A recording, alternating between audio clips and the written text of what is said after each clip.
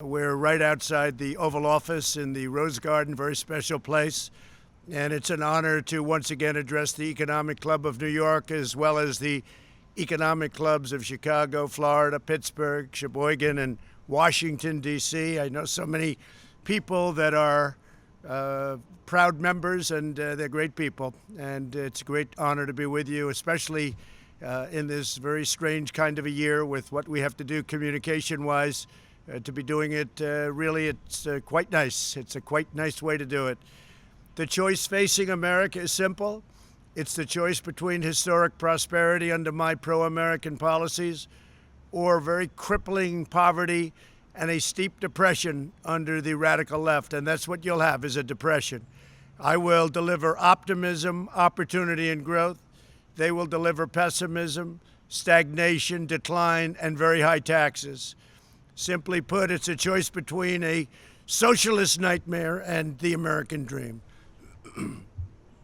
Under my leadership, we will have a safe and effective vaccine before the end of the year. We will swiftly defeat the China virus, end the pandemic, bring back our critical supply chains, and lift our economy to unprecedented new heights.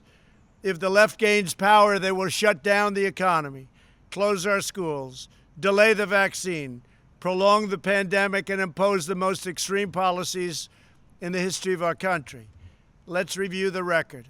When I joined you in person last year, our nation was enjoying the greatest economy in history. There was nothing like it. This was a stark contrast to the prior administration, which delivered the weakest recovery since the Great Depression. It was weak and it was sad. In my first 3 years, real income for the typical family increased $6,000, more than 5 times the gains during the entire previous administration. Think of that, 5 times the gains. Income for Black Americans grew 9 times more under my leadership than during the 8 years before I took office. Their policies punish American workers. My policies promote American workers. At the end of the last administration, the Congressional Budget Office projected fewer than 2 million jobs would be created in 3 years. Well, we did a little bit better than that. We created 7 million, and actually it'll be close to 8 million jobs by the time the final numbers came in. We lifted 6.6 million people out of poverty, achieving the largest poverty reduction in modern U.S. history. Poverty rates for African Americans and Hispanic Americans reached record lows. Inequality declined dramatically, a complete reversal of the Obama years. My policies have benefited those who need it the most. The bottom 50% of households saw an astonishing 40% increase in net worth. Wages rose the fastest for blue-collar workers, African American, Hispanic American, Asian American. Unemployment all reached their lowest levels ever recorded. The last administration sold out American workers like never before, and they sold them to donors, special interests, and globalists. And if you take a look, we have probably plenty of them watching right now, and I understand where you're coming from, but it didn't work out too well with me. We succeeded by reversing those cruel and heartless betrayals.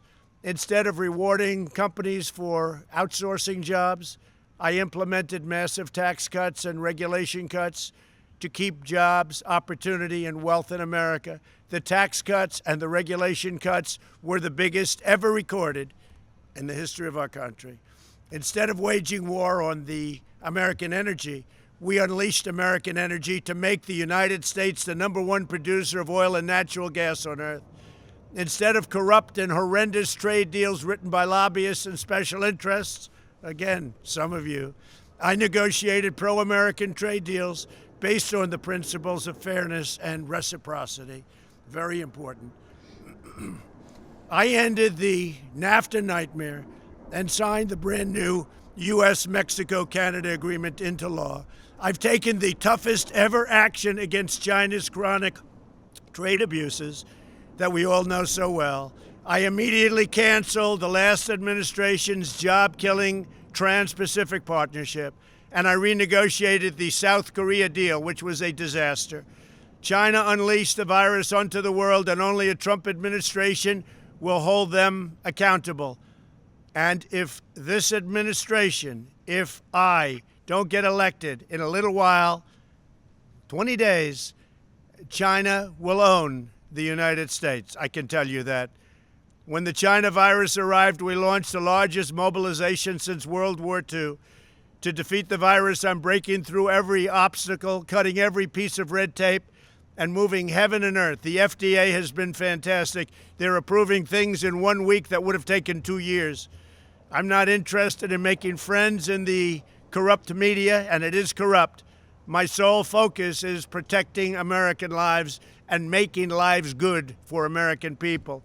We'll beat this virus and we'll eradicate this pestilence and all of the things that happen to our country, our lives, and our planet. Our aggressive and early action saved up to 2 million lives. If you look at the original numbers, it was projected at 2.2 million lives. We're at 210,000, and one is too many. It should have never happened, should have never been allowed to happen by China. Thanks to advances in treatment we pioneered in record time, we've reduced the fatality rate 85% since April, and that number has now gone even better. I'm also working to get emergency approval for the powerful antibody treatment I received that has shown extraordinary promise. As you know, a week ago I wasn't feeling so hot, and I had a drug, Regeneron, that it made me feel very good very fast. I think it's, they call it therapeutic, but I don't think it was therapeutic. I think it was a cure. For me, it was something that was very good. Now, who knows, maybe it would have happened anyway. Maybe I would have recovered beautifully anyway. All I know is once I had Regeneron, it worked out very well. Under Operation Warp Speed, we're on track to deliver at least 100 million doses of a vaccine before the end of the year, with hundreds of millions more to quickly follow. Our military will be delivering it. We have the best people on earth in our military, and we will deliver the drug. We will deliver the vaccine rapidly. Unfortunately, the media's constant efforts to stoke panic and hysteria and to probably change an election, that's what they really want to do, have undermined our public health efforts and put innocent lives in danger. They will not have success in changing the election. They tried that 4 years ago. That didn't work out too well. Americans should be trusted with the facts, the data, and the truth. For the young and healthy, the risk is exceedingly low. 99.98% of those under the age of 50 survive. The average age of those who succumb to the virus is 78. And usually that is a person who's 78 but has bad heart, diabetes, has other problems. That's why we're so focused on protecting elderly and higher risk Americans. Our groundbreaking therapies have significantly improved outcomes for elderly patients, but I will not rest and I will not relent until all American seniors are safe. That is my sacred obligation. I love our seniors. I love our country.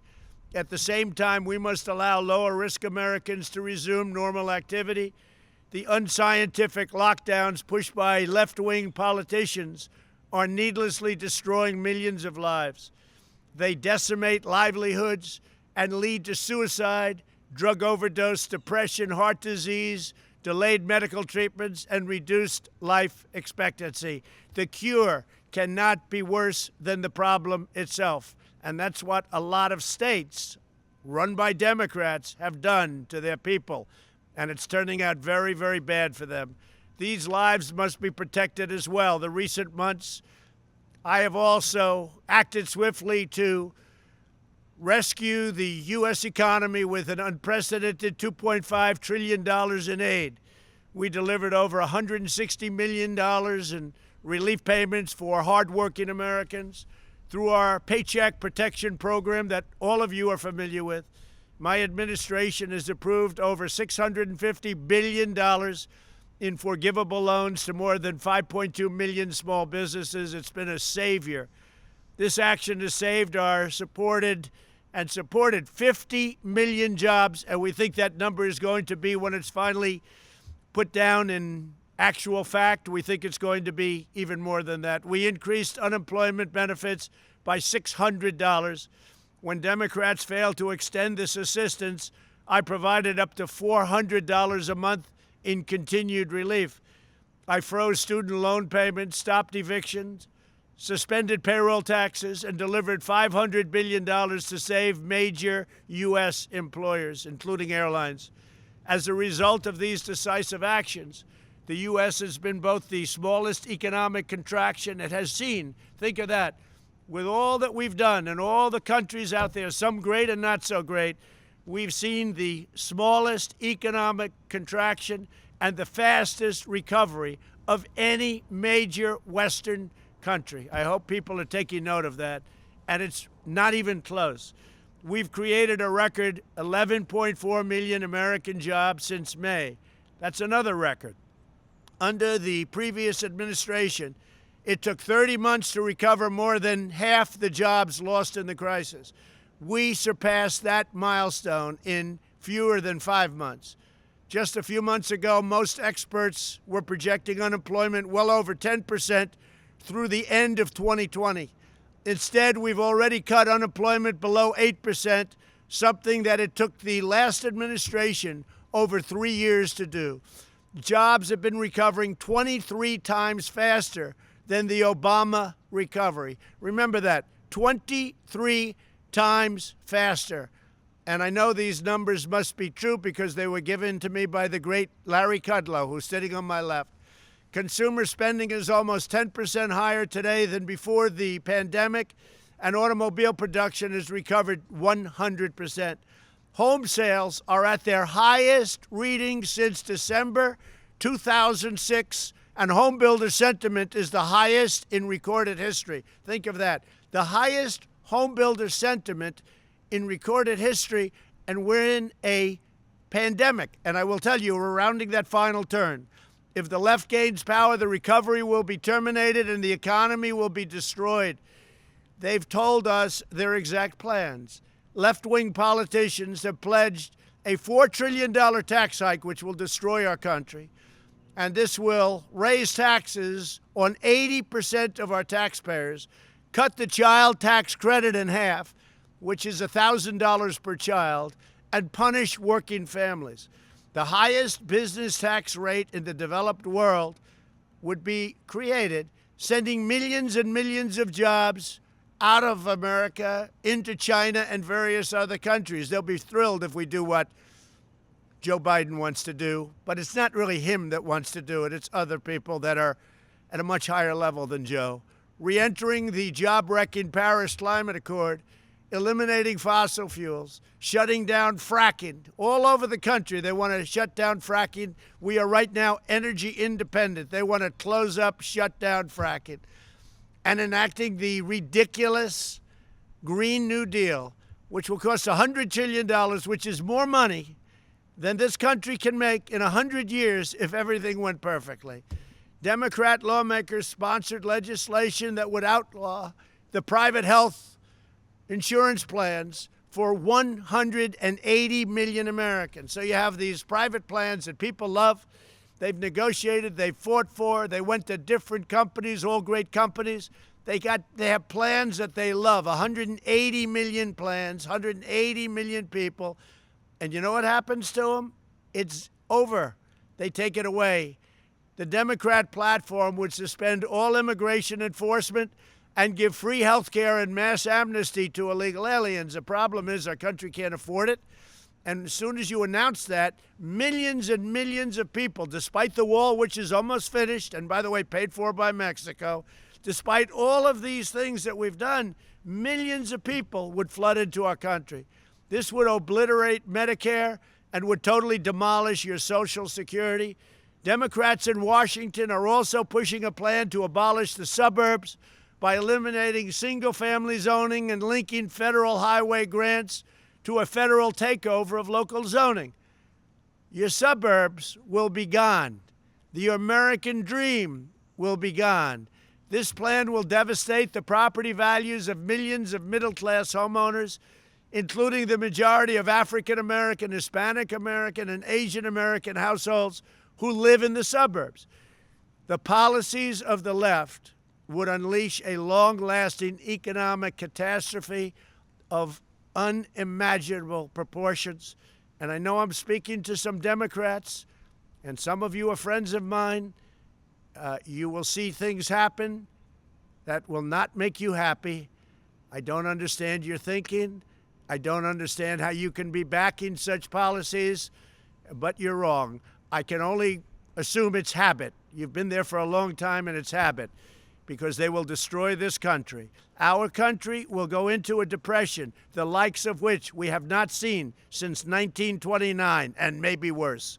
So keep backing them, but you know it's wrong, and I really do believe it's only habit. That's the only reason you can be doing it. Under my continued leadership, we will continue our V-shaped recovery and launch a record-smashing economic boom. We will end the pandemic with a safe and effective vaccine, create 10 million jobs in the first 10 months of 2021, where we're going to have a phenomenal year, and we will soon be announcing, in my opinion, a phenomenal record-setting third quarter, and quickly return to full employment.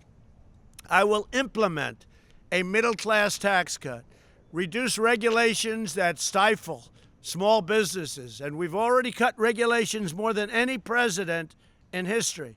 Whether it's 4 years, 8 years, or in one case more, I have cut regulations far more than any president in the history of our country. A highway that would take 21 years to get approved, we can get done now in 1 year, and it may be rejected for safety or environmental reasons, but you're going to know in 1 year we brought it down to a level that nobody can even believe. It may get rejected, but it's going to get rejected fast, but most likely it'll get built fast. And we also are expanding opportunity zones, which have been fantastic. We will launch a bold initiative to reshore our medical and pharmaceutical supply chains. As part of this effort, I'll revive Puerto Rico's pharmaceutical industry. We will keep taxes low for companies and move jobs to America. And will impose steep tariffs on any company that leaves. They want to leave, they want to make our product and then sell it back after firing everybody. Not going to happen. They will be tariffed. We will strip federal contracts from companies that outsource critical industries. We will negotiate more trade, and this is just has to do, negotiate more fair and reciprocal trade deals. We want reciprocal deals. If you look at Europe, and if you look at what Europe's done to us over many, many years, and we're bringing it back into balance, but it's way unbalanced. We protect them militarily, and then they take advantage of us on trade with tariffs and non-monetary tariffs, which frankly are worse. We have to put America first, like other countries should put themselves first, but we're putting America first. We will make America into the manufacturing superpower of the world, ending reliance on China once and for all. We will ensure that America remains the world's #1 energy producer.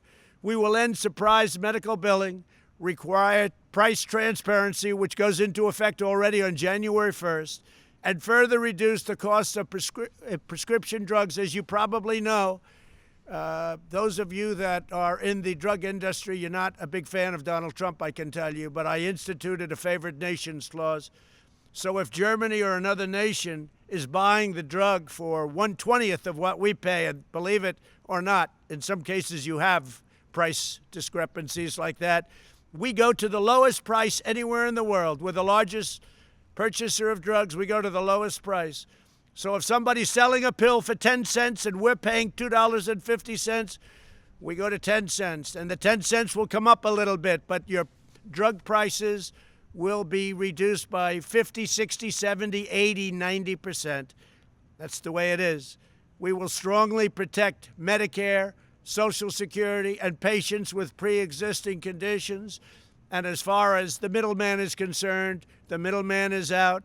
As far as purchasing drugs from other countries until everything else kicks in, Canada pays 50% what we pay. I've given governors permission to go to Canada and buy drugs directly from Canada, saving, as an example, Ron DeSantis, the state of Florida, approximately 50% and more on the purchase of drugs. So they'll buy the same exact drug from the same exact plant or lab for 50% less.